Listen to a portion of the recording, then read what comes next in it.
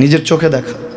কিছুদিন আগে একটা জানাজা পড়িয়েছে, খোদার কসম করে বলছে 6:30 ইন্তেকাল করেছে। হসপিটালের বিল দেনেওয়ালা নাই, 4 সন্তান। অ্যাম্বুলেন্সে ঘরে ঘরে আসবে, 1000-1200 টাকার বিল দেনেওয়ালা নাই। কি বুঝলেন? ক্ষণস্থায়ী দুনিয়া।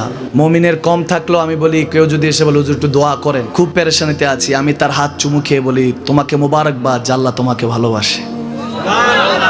পেরেশানি তো মালিক দেয়, এই জন্য এটা রহমত মুমিনের জন্য। পেরেশানি দেয় যখন ফেরেশতারা বলে আল্লাহ চাইতেছে চাইতেছে, টাকা পয়সা চাইতেছে, বলে এটা কি? বলে ফাসেক, দে বিদায় কর, বিদায় কর। তার চাওয়া চেয়ে বিরক্ত লাগে, বিদায় কর, কি লাগে দে। আল্লাহ 10 কোটি দিয়েছে, 100 কোটি দে, বিদায় কর। মুমিন যখন চাইতে থাকে আল্লাহ আমাকে কিছু লাগবে, যখন একটু করে চায় আমার মাটাকে সুস্থ করে দাও, বাবাটাকে আল্লাহ আমার স্ত্রীকে, আমার আমাকে একটু তৌফিক দাও, চাইতে থাকে মুমিন। আল্লাহ বলে যখন ফেরেশতারা দেখে মুমিন চাচ্ছে, দেরি করতে পারে না, তাড়াতাড়ি খাজানা নিয়ে দিতে নেবে, আল্লাহ বলে রাখোস না, এত তাড়াহুড়া কিসে? তার চাওয়ার মধ্যে তো প্রেম আছে, একটু চাইতে দেস না। থাকুক না মুমিন আর একটু পেরেশান, থাকুক না, থাকতে দেস না, একটু থাক, একটু থাক।